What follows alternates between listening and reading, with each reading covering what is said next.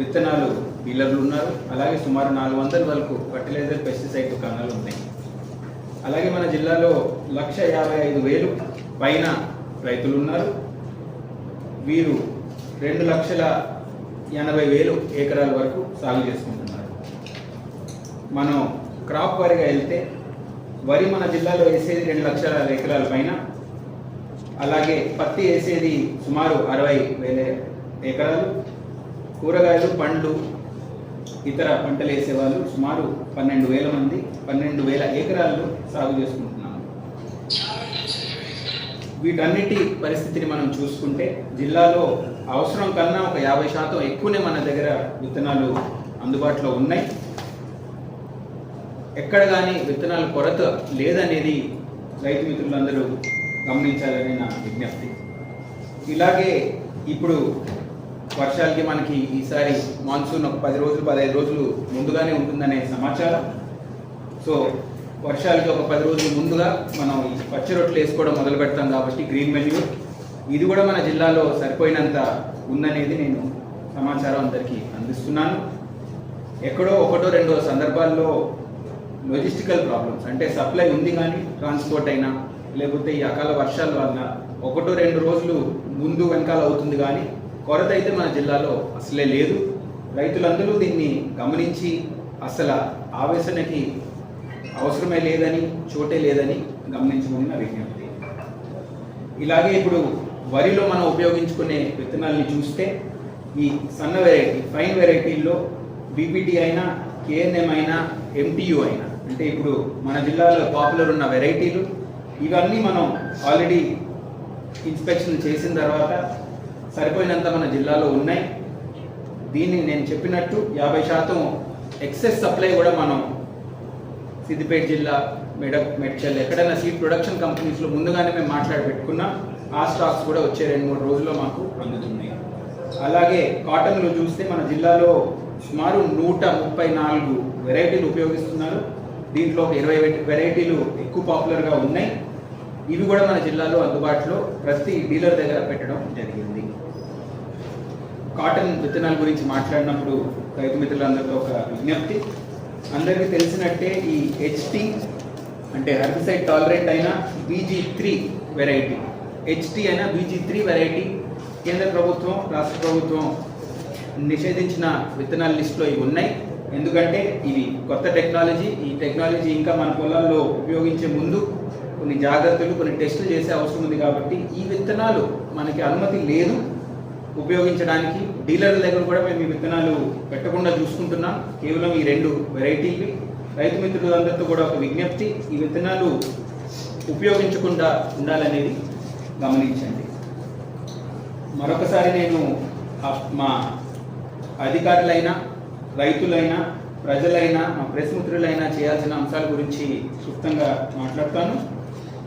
మొదటిగా మా అధికారులందరూ ప్రతి సీడ్ డీలర్ దగ్గరికి వెళ్ళి ప్రతి ఫర్టిలైజర్ షాప్ దగ్గరికి వెళ్ళి 3-4 రకాలుగా తనిఖీలు చేస్తున్నారు.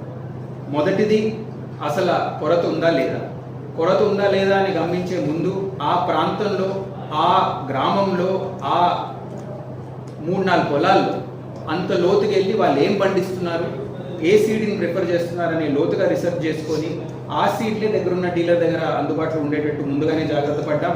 సో ఇక్కడ కొరత అసలే లేదనేది గమనించే అంశం. రెండోది కల్తీ విత్తనాలు. కల్తీ విత్తనాలు మన జిల్లాలో మేము మన సిపి సార్ మద్దతుతో ముందు నుంచే తనిఖీలు మొదలుపెట్టుకున్నాం. కల్తీ విత్తనాలైనా డీలర్లైనా ఫ్లై బై నైట్ ఆపరేటర్లైనా కొంతమంది లైసెన్స్ తీసుకొని వేరే వాళ్ళు నడిపించిన దుకాణాలైనా అన్ని చోట్లపై నిఘా పెట్టి కల్తీ విత్తనాలు జిల్లాలో లేకుండా మేము ముందుగానే జాగ్రత్త పడున్నాం. ఎక్కడ కానీ కేసులు వస్తే కానీ కఠినంగా వీళ్ళని తగిన చట్టం కింద మేము యాక్షన్ తీసుకోవడం జరుగుతుంది.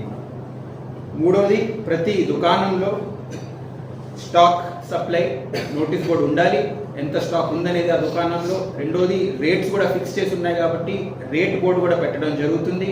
ప్రతి సేల్ అయినప్పుడు ఒక రిజిస్టర్ పెట్టి దాన్ని మేము మానిటర్ చేయడం జరుగుతుంది. జిల్లా స్థాయిలో అయినా రాష్ట్ర స్థాయిలో అయినా ప్రతి సేల్ని మేము ఇమ్మీడియట్గా ఆన్లైన్ చేసి ఎంత అమ్మబడింది, ఎంత మిగిలింది, ఎంత అవసరం ఉన్నది రియల్ టైం బేసిస్లో మానిటర్ చేస్తూ పోతున్నాం.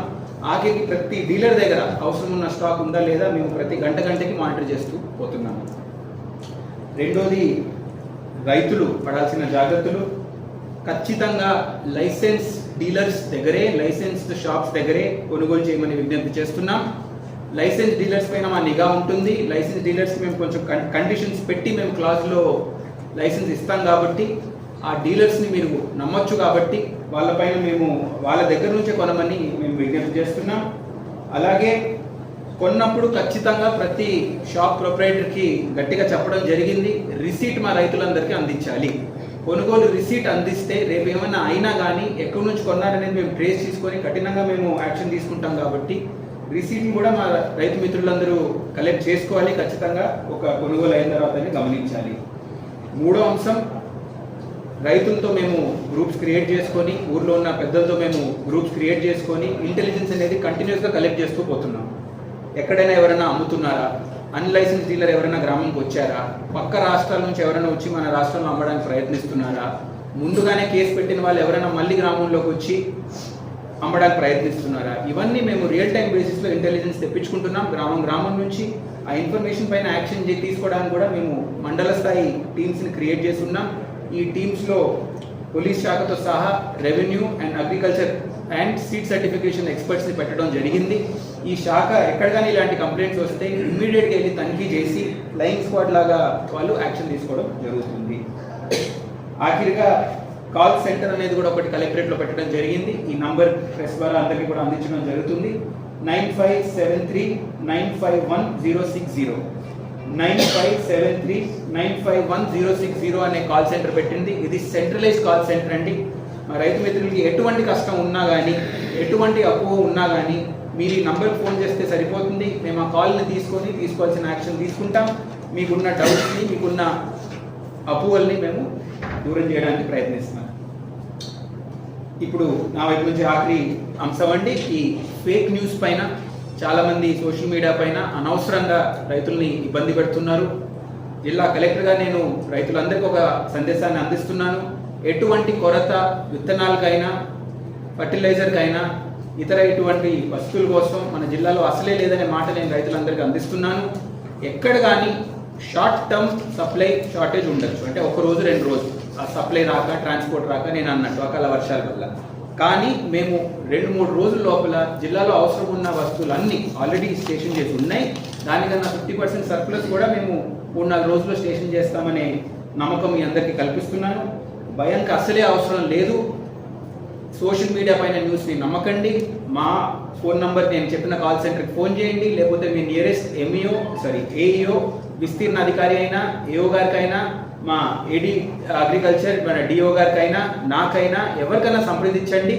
మీ ప్రాబ్లమ్ని పరిష్కరించే వరకు మేము వెంటపడతాం అండ్ జాగ్రత్తలు తీసుకోవడం ముందుగానే జరిగింది.